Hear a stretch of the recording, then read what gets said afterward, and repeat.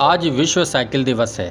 बहुत से लोग साइकिल को लेकर तमाम यादगार शेयर कर रहे हैं, इसके फ़ायदे गिना रहे हैं और साथ ही बचपन में कैंची चलाने के हुनर को जी भर याद करने वाली पूरी पीढ़ी तो जैसे आह भर रही है।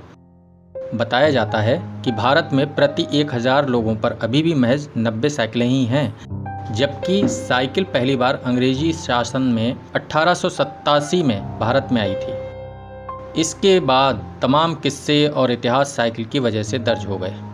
वैसे हमारे देश में अब साइकिल महज सेहत और पर्यावरण का मुद्दा नहीं है। अब इसकी सूरत सियासत से भी जुड़ी हुई है, ख़ास तौर पर उत्तर प्रदेश में। इस प्रदेश में प्रमुख राजनीतिक दल समाजवादी पार्टी का चुनाव निशान ही साइकिल है। 2017 से पहले जब इस दल की सरकार थी तो बड़ी संख्या में साइकिलें बांटी गईं, खास तौर पर मजदूरों को।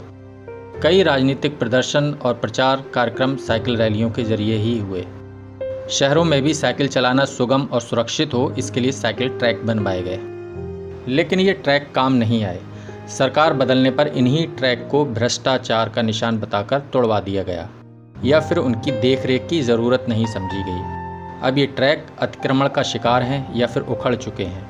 कोई नए भ्रष्टाचार मुक्त ट्रैक भी वजूद में नहीं आए।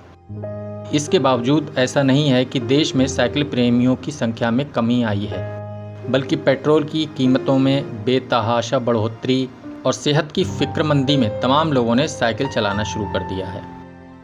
सरकारी नौकरी, अच्छी तनख्वाह और सुविधाओं के बावजूद साइकिल से ड्यूटी करने वालों में अभी रेल कर्मचारियों की संख्या आप खूब देख सकते हैं। साइकिलिंग फिर भी सभ्य नागरिक और हैसियत का सिंबल नहीं बन पाया है, क्योंकि नौकरशाह अफसर नेता अपनी हैसियत का प्रदर्शन कारों के काफिले से कराते हैं, भले ही उन्हें चंद कदम की दूरी ही तय करना हो।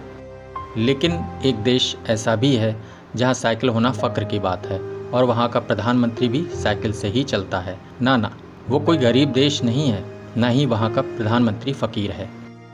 इस देश का नाम है नीदरलैंड, जहाँ प्रधानमंत्री भी साइकिल से संसद तक जाते हैं। यहाँ सड़कों पर ज़्यादातर साइकिलें ही दिखती हैं। साइकिल के लिए खास सड़कें और नियम हैं। नीदरलैंड की राजधानी एम्स्टर्डम में तो जैसे साइकिलबाजों का ही राज है। एम्स्टर्डम शहर की रिंग रोड और लेन साइकिल वालों के लिए हर लिहाज से सुविधा वाली और सुरक्षित हैं। इतनी आरामदायक कि बच्चों से लेकर बुजुर्ग तक साइकिल से आते जाते मिलेंगे। ऐसा एम्स्टर्डम में ही नहीं बल्कि सभी डच शहरों में है। साइकिल से इस कदर मोहब्बत है कि वे अक्सर मजाक में कहते हैं कि साइकिलें धरती पर समय की शुरुआत से ही हैं। ऐसा वहाँ हमेशा नहीं था।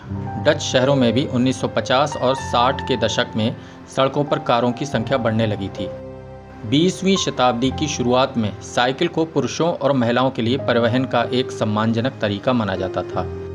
डच अर्थव्यवस्था में तेजी आई तो बहुत सारे लोग कार खरीदने में सक्षम हो गए, और शहरी नीति निर्माताओं ने कार को भविष्य के यात्रा मोड के रूप में देखना शुरू कर दिया। कारों के लिए रास्ता बनाने के लिए तमाम आरामदायक रास्तों और हरियाली को नष्ट कर दिया गया। इसके बाद साइकिल का उपयोग प्रति वर्ष 6% गिरने लगा। यहाँ तक कि ऐसा लगने लगा कि कहीं साइकिलें नीदरलैंड की सड़कों से गायब ही ना हो जाएं। बढ़ते हुए ट्रैफिक का नुकसान साफ दिख रहा था। 1971 में सड़क दुर्घटनाओं में हुई मौतों की संख्या 3300 पर पहुँच गई। उस वर्ष यातायात दुर्घटनाओं में 400 से ज़्यादा बच्चे मारे गए। लोगों में नाराज़गी पैदा हुई और खूब विरोध प्रदर्शन हुए। इन विरोध प्रदर्शनों में साइकिल का ही सबसे ज़्यादा इस्तेमाल हुआ। युवा, बच्चे और बुजुर्ग सभी मिलकर प्रदर्शन करते। प्रदर्शन के दौरान गीत गाए जाते, घर के सभी काम सड़कों पर आकर किए जाते। यहाँ तक कि लोगों ने अपनी डाइनिंग टेबल भी सड़क पर लगाकर वहाँ डिनर करना शुरू कर दिया। इन आंदोलनों को नाम दिया गया स्टॉप डी किंडरमोर्ड, यानी सड़कों पर बच्चों की मौत रोको।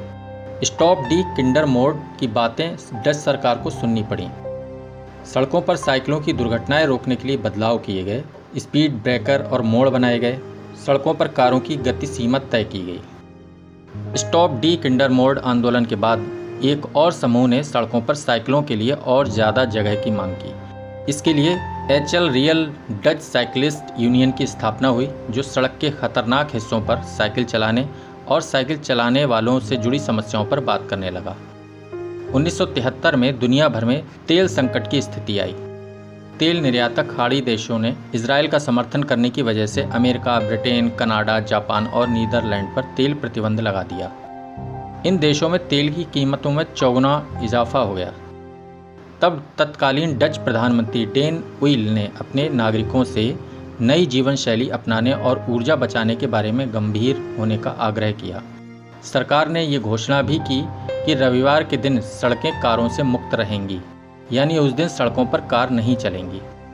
तब संडे के दिन खाली पड़ी सड़कों पर लोग साइकिल चलाने लगे। लोगों को महसूस हुआ कि ये जीवन तो बहुत अच्छा है, ऐसा करना ठीक है। धीरे धीरे डच राजनेता भी शर्मिंदगी छोड़कर साइकिल पर आ गए। उनकी परिवहन नीतियों में साइकिल फिर प्राथमिकता लेने लगी।